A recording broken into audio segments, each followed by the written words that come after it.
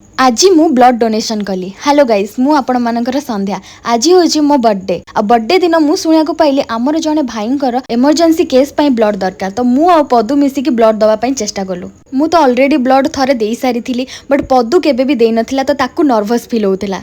आ भाग्य को paper work करि साला परे जाना पड़ला जे पदुर हेमोग्लोबिन बहुत कम अछि। ओनली मु कैपेबल हेली ब्लड दवा पई। मु ऑलरेडी ब्लड डोनेशन करी छी, बट मते ई छुंची देखिले टिके डर लागे। बट मो कष्ट दूर करिया पे मो सांग माने कोन करचंदी देखंतु। गाइस मो हालत देखंतु एते खराब। आ मो सांग माने को टिके आपण माने देखंतु